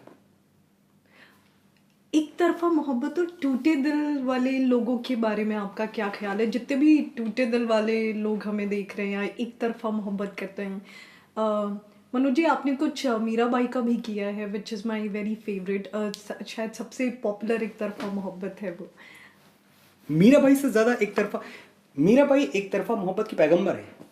मीराबाई एक तरफा मोहब्बत की मैसेंजर हैं, और उनसे ज्यादा किसी ने एक तरफा मोहब्बत को वो रुतबा नहीं दिया जो मीराबाई ने दिया होगा। आप सोचें, दुनिया की हर एक तरफा मोहब्बत में एक चांस होता है कि चलो ठीक है, मैं इस लड़की को प्यार करता हूँ, ये अभी मेरी लीग से बाहर है, बट यू नेवर नो, कल दुनिया क्या हो जाए, मैं शायद कल कुछ इसकी लीग में आ जाऊँ, ये मेरी लीग में आ जाए, कोई तो चांस हो सकता है। आप सोचें कितना चांस था कि मीराबाई कृष्ण से प्यार करती थी। ये 16वीं सदी की बात है, बहुत पुरानी बात नहीं है। इसका कितना चांस है कि कृष्ण अवतार लेके धरती पे आएंगे मीराबाई के लिए? कोई चांस ही नहीं है ना। इसके बावजूद मोहब्बत कर रही हैं, इसके बावजूद अपनी वीणा लिए मस्ती में गा रही हैं, ऐसी लागी लगन मीरा हो गई मगन। और मीराबाई के अंदर भी कमाल की बगावत थी। ये कहाँ धर्म ग्रंथों को एहसास है, गहरी पाताल से हृदय की प्यास है। ये कहाँ वो सिसोदिया वंश की बहू थी, वो मेवाड़ की बहू थी, इसके बावजूद उन्हें किसी बात की परवाह नहीं। उन्हें कृष्ण से प्रेम है तो है। उनको जहर का प्याला दिया गया, उन्होंने शौक से पी लिया, ठीक है, वो जहर अमृत में बदल गया, इतना प्यार था। कि ये कहाँ धर्म ग्रंथों को एहसास है, गहरी पाताल से हृदय की प्यास है। जोगियों में कहाँ जोग ऐसा जगे, पीर जाने वही तीर जिसको लगे। डोल उठा जो थर थर जिया बावरा, कांच के जैसी मैं तो दरक गई रे, प्रेम इतना भरा मैं छलक गई रे। तो जब आपके अंदर प्यार इस कदर भर जाता है कि छलकने लगता है, तब आप मीराबाई होते हैं। मोहब्बत वैसे की जाती है। वाह, अभी तो आई थिंक सबको मोहब्बत हो गई होगी, किससे पता नहीं, I am sure Manoj ji से हो गई होगी, जिनको किसी से नहीं थी उनको भी हो गई होगी। और Manoj ji, what do you have to say about heart breaks? कहते हैं अक्सर लोग तभी गीतकार बनते हैं या शायर बनते हैं जब उनका दिल टूटता है। टूटे दिल के बारे में आपके क्या ख्यालात हैं मनोज? टूटा दिल एक ब्लेसिंग है। जिसको ये ब्लेसिंग नसीब हो गई है वो चोजन वन है, उसको ऊपर वाले ने, इसको कुदरत ने चुना है। कोई भी चीज़ टूटती है तो एनर्जी पैदा होती है। मैं तो साइंस का स्टूडेंट हूँ, बीएससी किया है मैंने तो यही सीखा है कि एटम टूटे, न्यूट्रॉन टूटे, प्रोटॉन टूटे, जो भी टूटता है उससे एनर्जी पैदा होती है। तो जब दिल टूटता है तो भी एनर्जी पैदा होती है। उस एनर्जी को आप कहाँ लगाते हैं ये आपके ऊपर है। उस एनर्जी को आप अपनी बर्बादी में लगा लेते हैं, तबाह हो जाते हैं, देवदास बन जाते हैं, या फिर आप उस एनर्जी से इतना इंस्पायर होते हैं कि अपनी ज़िंदगी को कुछ बना लेते हैं, ये आपके ऊपर है। लेकिन टूटा हुआ दिल एक नियामत है, जिसको मिला है उसको रोज़ सुबह उठ के खुदा का शुक्र करना चाहिए कि कम से कम ये नियामत उसको मिली। सलाम करते हैं रास्ते भी उस मुसाफिर को, वो जिसके पाँव में हर रोज़ छाले आते हैं। मैं अपने दिल की दरारें न भरने दूंगा कभी, इन्हीं दरारों से मुझ में उजाले आते हैं। वाओ वाओ, तो आई थिंक जितने भी लोगों का दिल टूटा है और जितने भी लोग ये सेशन देख रहे हैं इस वक्त बहुत इंस्पायर्ड फील कर रहे होंगे। यू नेवर नो कि हम कोई अगला मनोज मुंतशिर मिल जाए हमें ये सेशन देखते देखते, है ना मनोज जी? क्वाइट पॉसिबल, शायद वो अपना पर्पस ढूंढ लें, शायद वो दरारों से वो रोशनी आते हुए देख लें, शायद उस एनर्जी का सही इस्तेमाल कर लें। बिल्कुल, क्योंकि अक्सर हार्ट ब्रेक से लोग टूट जाते हैं, पर अभी समझ आए कि वो बिखरा हुआ क्या बन सकता है। और प्यार हमेशा, जब हम कहते हैं ना एक तरफा प्यार, आपने अभी सवाल किया, तो मुझे लगता है प्यार एक तरफा ही होता है। दो तरफा प्यार क्या होता है? अगर मेरा प्यार इस पे डिपेंड है कि आप मुझे कितना प्यार करती हैं, तो ये कौन सा प्यार हुआ? तो अगर प्यार अनकंडीशनल है तो हर प्यार एक तरफा है, दुनिया की सारी मोहब्बत एक तरफा है। बंदे का खुदा से इश्क क्या है? आप जब रोज सजदे में गिरते हैं, जब आप रोज अगरबत्ती जलाते हैं, प्रार्थना करते हैं ईश्वर के आगे, वो कितनी बार आके आपसे कहता है कि हाँ ठीक है, I love you too, I will take care of you? Does it do that? No. But you still keep on doing your rituals, क्योंकि वो आपकी एक तरफा मोहब्बत है, वही सच्ची मोहब्बत है। वाह। जब मेरा प्यार इस पे डिपेंड हो कि भाई आप कैसे रेसिप्रोकेट करेंगे मेरा प्यार, तो ये आधा अधूरा प्यार है, इसको तो मैं किसी गिनती में रखता नहीं।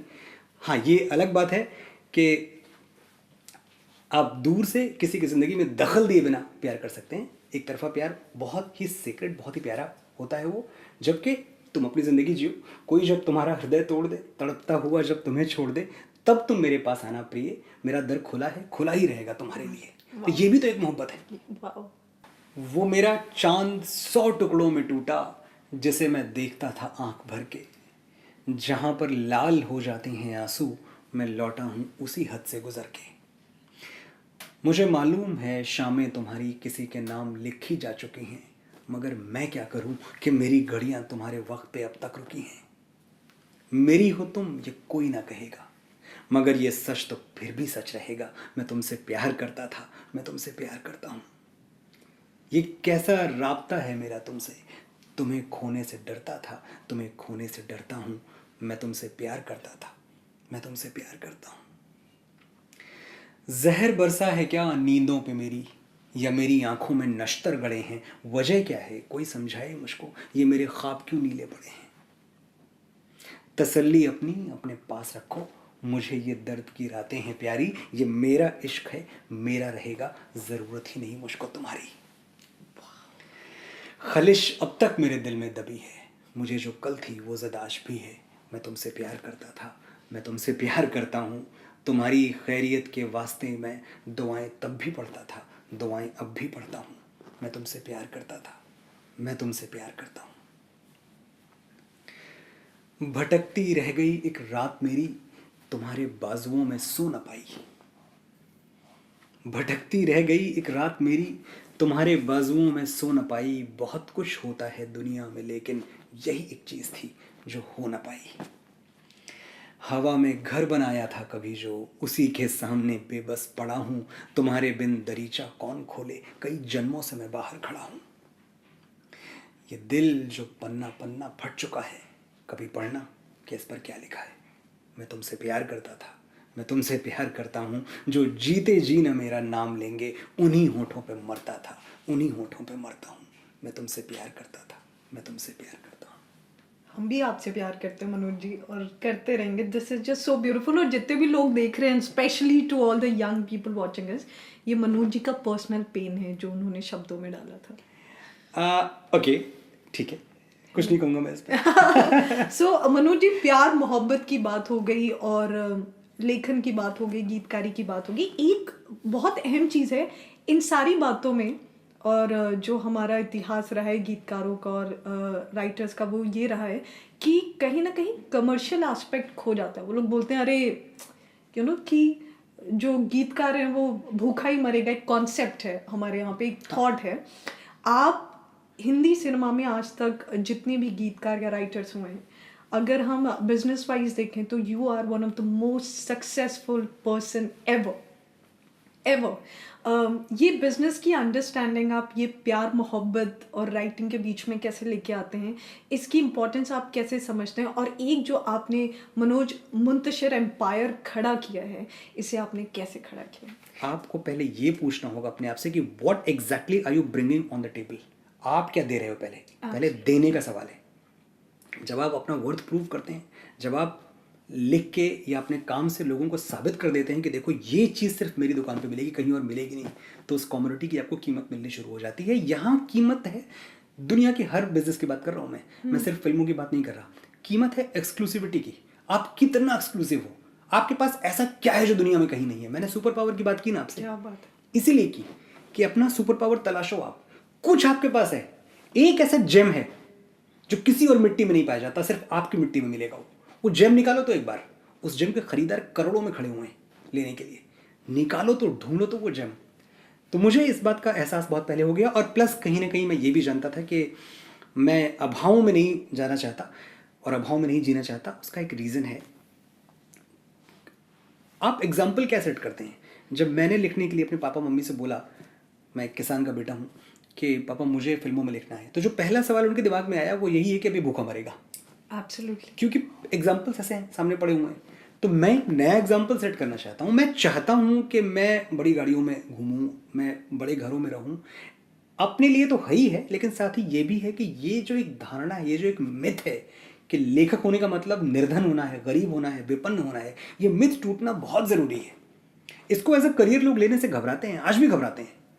कोई भी राइटर को एज अ करियर लेना नहीं चाहता। इत्तफाकन आ गया तो आ गया, या मेरे जैसा जिद्दी हो कि मुझे पता था कि मैं कुछ और कर ही नहीं सकता, मैं यही करने के लिए पैदा हुआ हूँ। तो मैं चाहता हूँ कि लोग थोड़ा सा इस बारे में सोचना शुरू करें, इसको एज अ करियर लें, इसको वो टाइम भी दें। प्रॉब्लम क्या होती है पता है? कि आप मेडिकल के पीछे 10 साल लगा देते हो कि आपने क्लास 12 किया, फिर आपने CPMT वगैरह जो भी बीट किया, फिर उसके बाद आपने MBBS किया, फिर आपने MD किया, फिर आपने MS किया।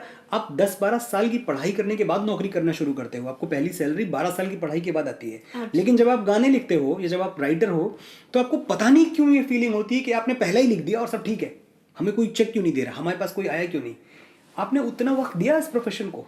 तो जब आप इसको एकदम मेटिकुलसली अप्रोच करेंगे, एकदम एकेडमिक तरीके से अप्रोच करेंगे, इस पे आप मेहनत करें, आप धूल फांकें, आप जूते घिसें, आप जूतियां रगड़ें, आप पढ़ें, कुंटलों किताबें पढ़ें आप, तब जाके शायद आप कुछ थोड़ा बहुत लिख पाएं। तो इतना जब इस प्रोफेशन के पीछे मेहनत करेंगे तो कोई इसमें डाउट नहीं है कि you can make money out of it, you can make big money out of it, you can live a luxurious life, why not. And also एक और चीज़ है Manoj ji, I have to add that lyricist का नाम mention करना लोग बहुत ज़्यादा इंपॉर्टेंट नहीं समझते हैं, बट इस जनरेशन की you are the only lyricist जिसका नाम लोग प्राउडली प्रोजेक्ट से जोड़ते हैं। Was it deliberate? आपको आसानी से ये राइट मिला या इसके लिए भी आपको आवाज़ उठानी पड़ी थी? मैंने आवाज़ उठाई इसके लिए भी, लेकिन इसमें भी कोई मुझे बगावत नहीं करनी पड़ी। जब मैंने आवाज़ उठाई तो मैंने एक बात हमेशा देखी है कि आपने मांगा ही नहीं, इसलिए आपको मिला नहीं। अगर आप मांगते तो मिल गया होता। तो जब मैंने कहा, ये मुझे याद है, मैंने भूषण कुमार जी से, जो T सीरीज़ के हेड हॉन्चो हैं, जब मैंने बोला कि भूषण जी मुझे मेरा नाम चाहिए यूट्यूब टाइटल में, तो ऐसा नहीं कि उन्होंने बोला ऐसा नहीं हो सकता, उन्होंने तुरंत बोला हाँ हाँ बिल्कुल आपका हक बनता है, अब लो। आने लगा, मेरा छोड़ सबका आने लगा उसके बाद से। तो आप अपनी इनसिक्योरिटी को किनारे रख के एक बार मांगना तो सीखें, बोलना तो सीखें। आप बोलते ही नहीं है क्योंकि आपको डर इस बात का है कि कहीं बोल दिया और ये इनको बुरा लग गया और इन्होंने फिर अगली पिक्चर नहीं दी। इस इनसिक्योरिटी में क्या जीना। तो बस यही है। वाओ, दैट जस्ट बहुत पावरफुल बात है कि अगर आप आपका हक मांगोगे ही नहीं तो आपको कभी मिलेगा भी नहीं। And also Manoj you said something very beautiful कि आपको ये भी देखना पड़ेगा आप कंट्रीब्यूट क्या कर रहे हैं। तो आपके कंट्रीब्यूशन की बात करते हैं। एक चीज़ आपकी वजह से हुई कि पोइट्री वापस आ गई गानों में, वरना गाने या तो रिप्लेस हो रहे थे या पुराने गानों को रिक्रिएट किया जा रहा था या एक हुक लाइन बस मिल रही थी। तो वॉज यू नो, जैसे कि मैं तेरी मिट्टी, फिर भी तुमको चाहूँगा, कौन तुझे, द लिस्ट इज़ लॉन्ग, लेकिन ये वो गाने हैं जो जिसकी रिपीट वैल्यू ख़त्म ही नहीं हो रही है आई थिंक। और चाहे आप फिल्मों के लिए लिखें, मतलब सिनेमा के इतिहास की सबसे कामयाब फिल्म बाहुबली के लिए आपने लिखा और उसका डायलॉग जब वो कोई ये डिनाई नहीं कर सकता कि उसके हिंदी डब्ड वर्जन का सबसे बड़ा क्रेडिट आपके डायलॉग्स को जाता है, क्योंकि वो हिंदी स्पीकिंग लोग उससे रिलेट कर पा रहे थे, उससे कनेक्ट कर पा रहे थे। ये जो 2 कॉन्ट्रीब्यूशंस आपके रहे हैं, what do you have to say about this? पहली चीज़ तो मैं वाकई इस बात में बहुत खुश होता हूँ, और मैं यहाँ बहुत हम्बल नहीं होना चाहता। मैं ये क्रेडिट लेता हूँ कि मैंने That's पोइट्री के लिए beautiful. मेहनत की। मैंने कोशिश की कि ये जो जनरेशन है हमारी, जब मैं फिल्मों में गाने लिखने मैंने शुरू किया, उस वक्त के जो टॉप चार्ट्स आप उठा के देखें तो नंबर 1 2 3 4 पे गाने कौन से हुआ करते थे? मैं लड़की पोपो पो, तू लड़का पोपो पो, हम दोनों मिल गए, अब होगा क्या पोपो पो। तो मुझे लगता है अगर हमारी आने वाली जनरेशन ये पोपो पो को पोइट्री समझ लेगी तो बड़ा नुकसान है यार। फिर साहिर कहाँ गए, फिर कैफी आजमी कहाँ गए? मैं ये सोचकर उसके दर से उठा था कि वो रोक लेगी, मना लेगी मुझको। हवाओं में लहराता आता था दामन के, दामन पकड़ कर बैठा लेगी मुझको।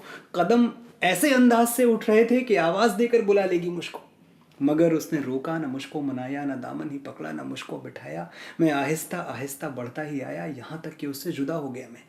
ये तो पोइट्री है ना जहाँ से हम आए हैं। हम कहाँ से आए हैं? हम ऐसी पोइट्री से आए हैं। ये दुनिया अगर मिल भी जाए तो क्या है? ये महलों, ये तख्तों, ये ताजों की दुनिया, ये इंसान के दुश्मन समाजों की दुनिया, ये दौलत के भूखे रिवाजों की दुनिया, ये दुनिया अगर मिल भी जाए तो क्या है? हम यहाँ से आए हैं। तू हिंदू बनेगा ना मुसलमान बनेगा, इंसान की औलाद है, इंसान बनेगा।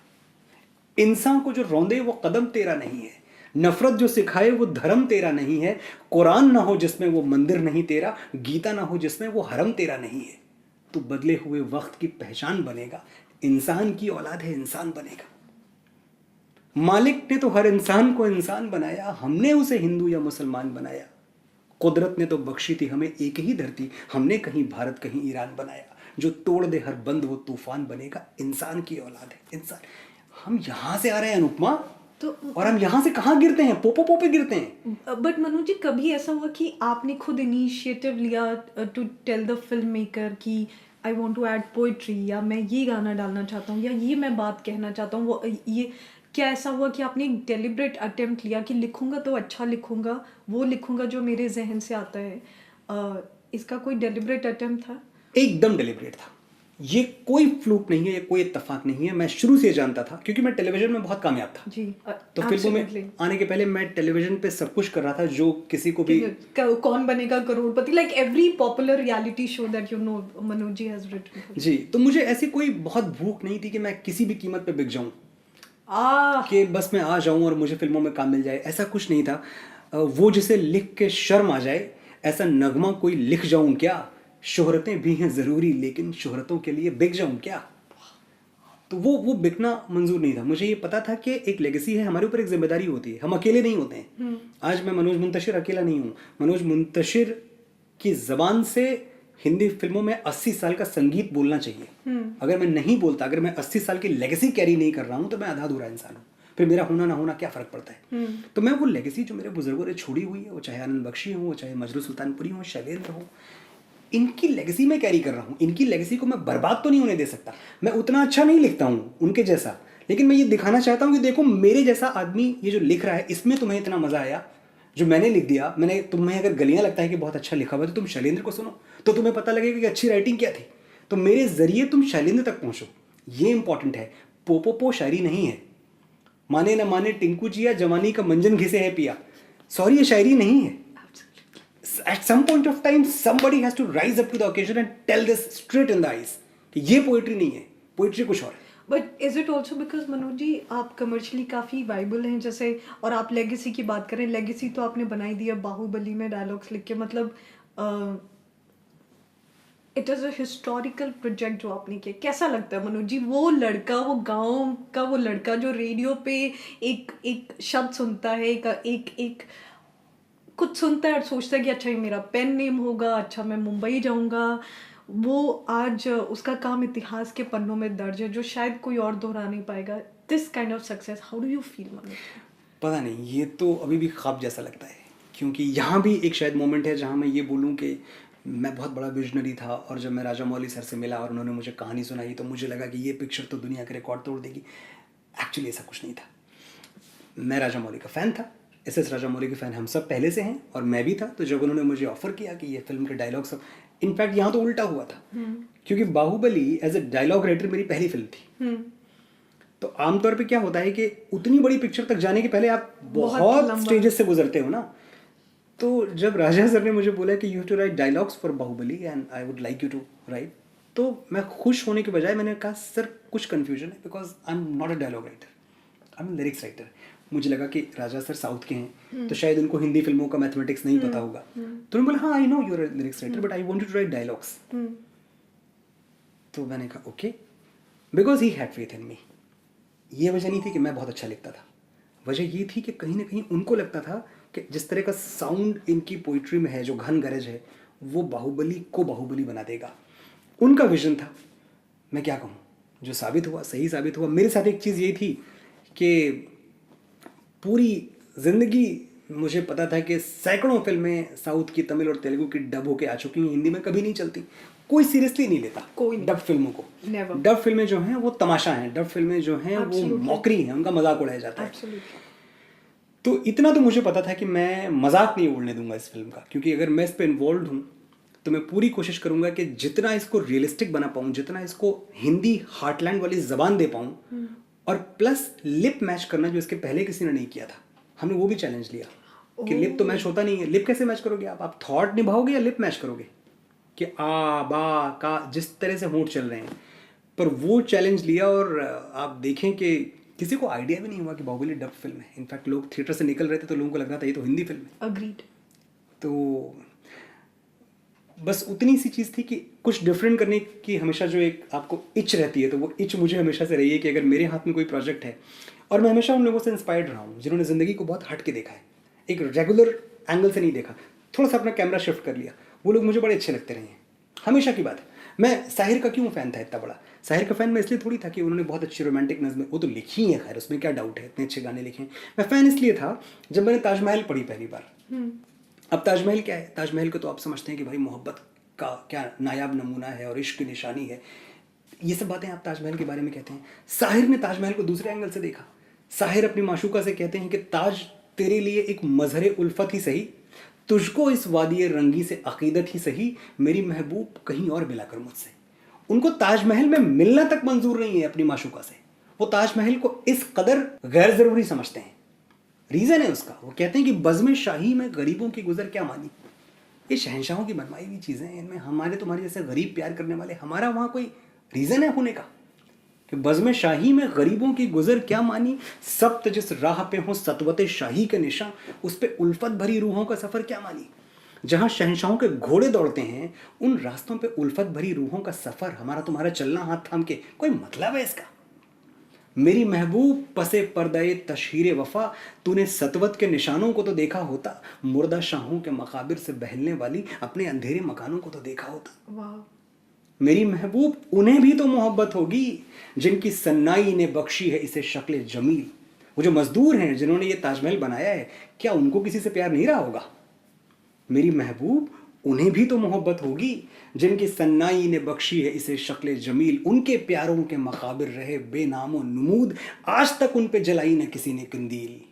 ये समंजार, ये जमुना का किनारा, ये महल, ये मुनक्कश दरो दीवार, ये मेहराब, ये ताक, एक शहंशाह ने दौलत का सहारा लेकर हम गरीबों की मोहब्बत का उड़ाया है मजाक। मेरी महबूब कहीं और मिलाकर मुझसे। ये डिफरेंट था। ये ताजमहल को देखने का नज़रिया डिफरेंट था। जब पूरी दुनिया अर्जुन को हीरो मानती है महाभारत का, तो रश्मि रथी लिखते हैं रामधारी सिंह दिनकर, जहाँ कर्ण हीरो है। जब कर्ण को भगवान कृष्ण ये ऑफर करते हैं कि तुम तो एक्चुअली पांडव हो, तुम तो कुंती के पुत्र हो, तो तुम छोड़ो कौरवों को और हमारे साथ आके लड़ो, उसके बाद पूरा राजपाट सब तुम्हारा होगा। और जब कर्ण उसका जवाब देता है कि जीवन का मूल समझता हूँ, धन को मैं धूल समझता हूँ, तो आपको एक नया हीरो मिलता है। ये लोग हैं जिन्होंने डिफरेंट सोचा है, जिन्होंने डिफरेंट किया है। ये दुनिया जितनी खूबसूरत है ना आज अनुपमा, ये इन्हीं लोगों की वजह से है, जो उस वक्त शायद इनकी तरफ लोगों ने बड़ी लानत मलामत से देखा हो कि पागल है क्या। पर मनु जी, हमारी आज की दुनिया आपकी वजह से खूबसूरत है। And I want to ask you something कि पहले लोग कहते थे कि कुछ गाने लिखने तो लोग पहाड़ी इलाकों में सुनी सन्नाटे भरी दुनिया में जाते थे, आप इतनी शोर भरी दुनिया में हैं, आप इतने इन डिमांड है Manoj ji, there isn't a single day when you are not working. इतनी शोर में इतनी खूबसूरत पोइट्रीज आप लिखते कैसे हैं? क्योंकि शोर और सन्नाटा सब आपके मन में है। आ तो ये जितनी खामोशी है मेरे मन में है, ये मेरी छोटी सी दुनिया है, मेरा ऑफिस जहाँ मैं बैठा हुआ हूँ। यहाँ आने के बाद मेरा स्टाफ है, बहुत प्यारे बच्चे जिनसे मिल के 10 मिनट हम जम के हंसते हैं। हमारे यहाँ कोई बॉस नहीं है, कोई सबॉर्डिनेट नहीं है, हम सब साथ में काम करते हैं और डिलीवर करते हैं। And that's the life I have chosen and I am very happy. तो मेरे कोई कोलाहल, कोई शोरगुल मेरे दिमाग में नहीं है, मैं शांत हूँ। So is there a process, Manoj ji? I think this is one question that everybody. Is there a process of writing जो आप follow करते हैं? आपके लिखने का process क्या है? गेटिंग इनटू द कैरेक्टर, यही एक प्रोसेस है कम से कम। क्योंकि मैं तो सिर्फ फिल्मों के बारे में ही बात कर सकता हूँ। जी। मैं तब तक नहीं लिखता जब तक मैं अपने कैरेक्टर की तरह जीने नहीं लगता, जब तक उसके तरीके से सांस नहीं लेने लगता, उसके तरीके की बीट मेरे हार्ट में नहीं आ जाती, तब तक मैं लिखता नहीं हूँ। अगर मैं लिख रहा हूँ रुस्तम पावरी के लिए, सपोज रुस्तम फिल्म का कैरेक्टर है अक्षय कुमार सर का, तो मुझे रुस्तम पावरी की तरह पहले तो होना है। मुझे समझना है कि रुस्तम पावरी क्या सोचा करता था, रुस्तम पावरी कैसे चलता था, रुस्तम पावरी को पाव पसंद था, टोस्ट पसंद था, क्या पसंद था, रुस्तम पावरी का उसकी बीवी के साथ जो कनेक्ट था वो किस बात पर टिका हुआ था, वो दोस्ती पर टिका हुआ था, वो फिजिकल अट्रैक्शन पर टिका हुआ था, किस चीज़ पर टिका हुआ था। जब आप कैरेक्टर समझते हैं ना तो आप लिखते हैं तेरे संग यारा खुश रंग बहारा, तू रात दीवानी मैं जर्द सितारा। क्या? तब आप लिखते हैं कि कहीं किसी भी गली से जाऊं मैं, तेरी खुशबू से टकराऊं मैं, हर रात जो आता है मुझे वो ख्वाब तू, तेरा मेरा मिलना दस्तूर है, तेरे होने से मुझ में नूर है, मैं हूं सोना सा एक आसमां महताब तू। मनोज जी, सो आई थिंक आप वो इकलौते से गीतकार हैं जिसकी अपकमिंग प्रोजेक्ट्स क्या हैं, इसका इंतज़ार जो लाइव देख रहे हो वो तो करते हैं, पूरा देश करता है, स्पेशली यंगस्टर्स करते हैं। So we are super excited to know कि आपके कौन से वो अपकमिंग प्रोजेक्ट्स हैं जिसके लिए आप एक्साइटेड हैं। अगर मैं एक्साइटेड नहीं होता तो मैं प्रोजेक्ट करता ही नहीं। That's beautiful. जो फिल्में मेरी आने वाली हैं और जिनके बारे में मैं बहुत ज़्यादा एक्साइटेड हूँ, बहुत किक्ड हूँ, भुज, जो या भुज की कहानी पे है, अजय देवगन सर, संजू बाबा, बहुत अच्छी फिल्म है। सो वो है मेरी फिल्म जो आ रही है। साइना नेहवाल की बायोपिक साइना वो आ रही है। चाणक्य अभी हमने लिख के ख़त्म की, नीरज पांडे जी और मैंने। तो चाणक्य में मैंने स्टोरी, स्क्रीन प्ले, डायलॉग, गाने सब कुछ किए हैं। It will be a first project जिसमें आपने ये सब किया है? हाँ, फर्स्ट प्रोजेक्ट है जिसमें सब कुछ किया है। चाणक्य या नीरज जी और मैं, नीरज पांडे जी।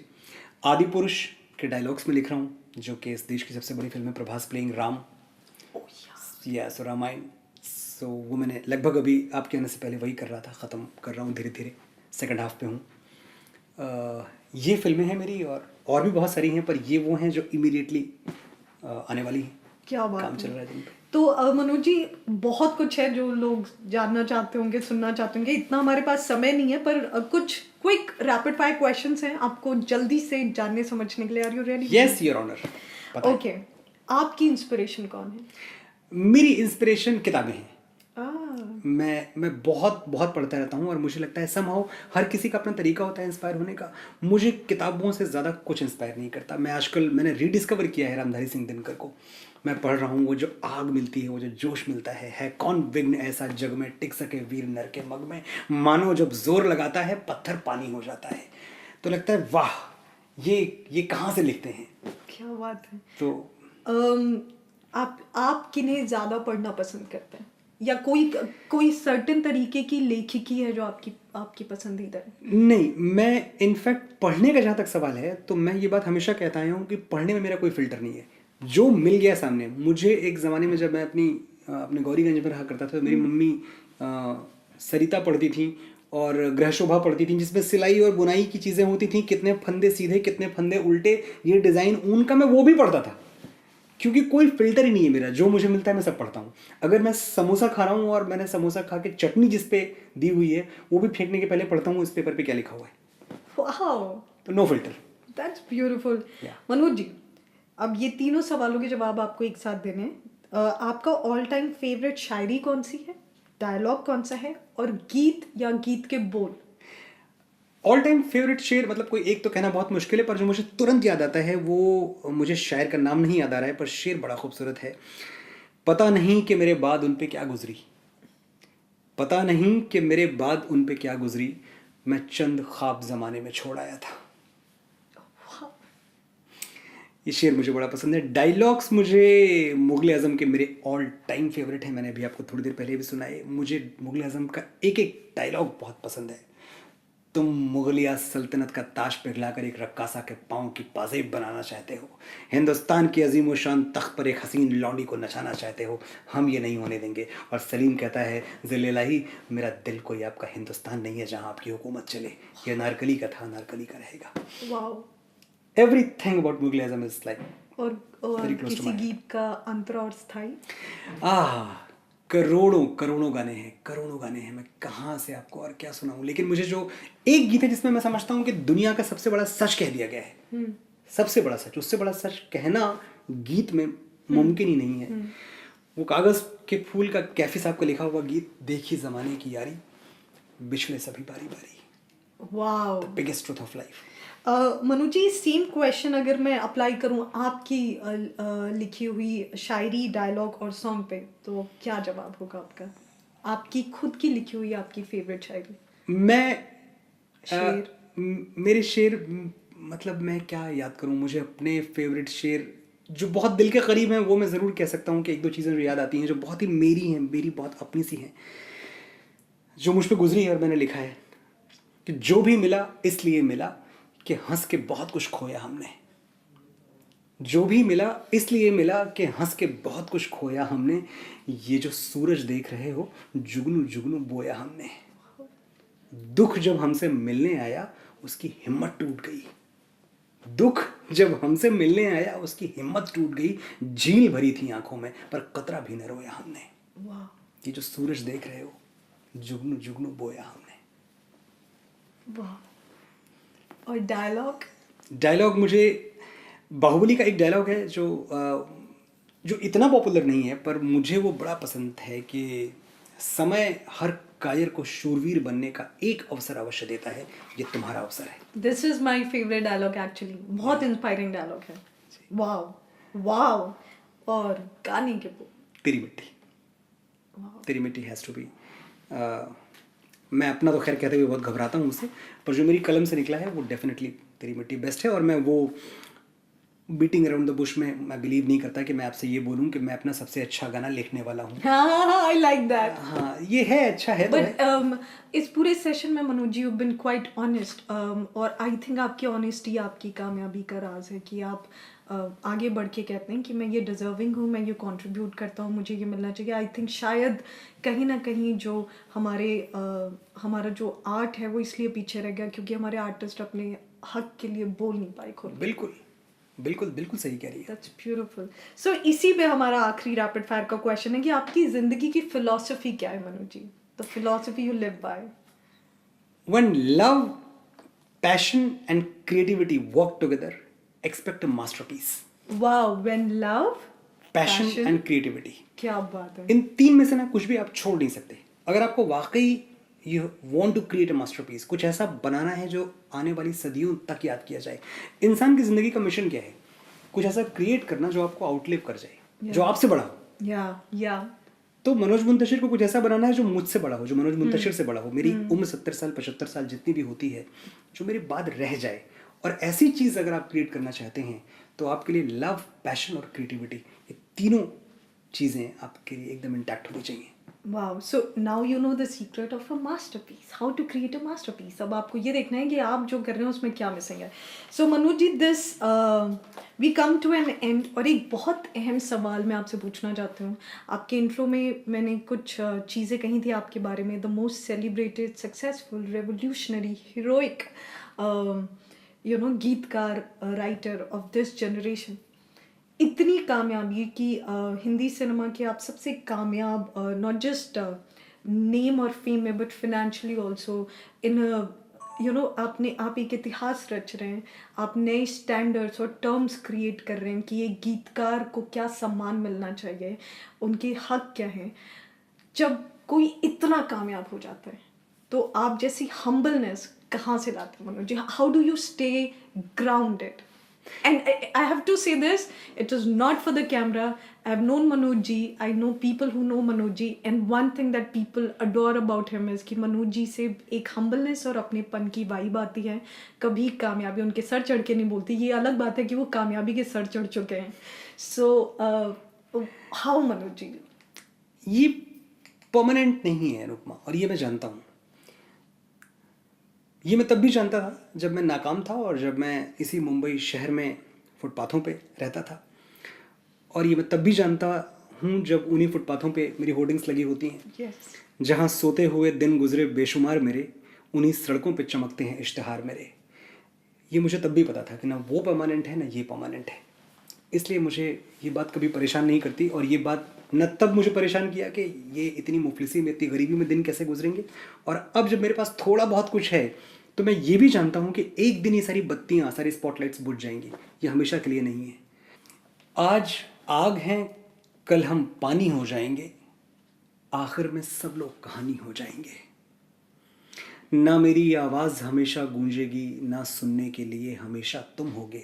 तिनका तिनका पड़ा मिलूंगा मैं भी कहीं, और कहीं पर रेशा रेशा तुम होगे.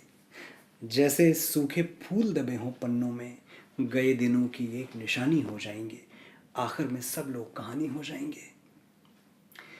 आज हमारी छतों पे सावन आया है, किसने कहा ये बादल कल भी बरसेगा. आज यहाँ तारीफें हैं, वाहवाही है, ये कमरा कल एक ताली को तरसेगा.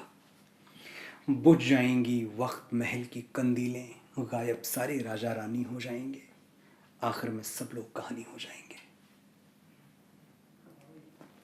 Wow. Actually, wow. Just like, thank you Manoj ji, हमें आपकी कहानी का हिस्सा बनने के लिए, आपका समय देने के लिए.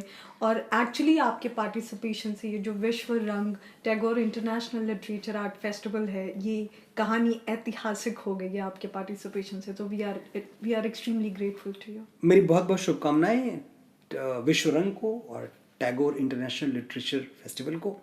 और मैं दुआ करता हूँ कि साल दर साल ये फेस्टिवल ऐसे ही चलता रहे और पूरी दुनिया को ये याद दिलाता रहे कि हिंदुस्तान क्या है, और हिंदुस्तान की ताकत क्या है, हिंदुस्तान का सरमाया क्या है, हिंदुस्तान का ख़जाना क्या है, और हिंदुस्तान की लेगेसी क्या है. Thank you. क्या बात है. So everyone, keep watching Vishwarang live 2020. This is your host Anupama Singh signing off. There are many more artist live. तो आगे बढ़िए, देखिए, और हमारा जो इतिहास है और जो हमारा साहित्य है, जो हमारी कला है, उसका हिस्सा बनिए. Thank you so much.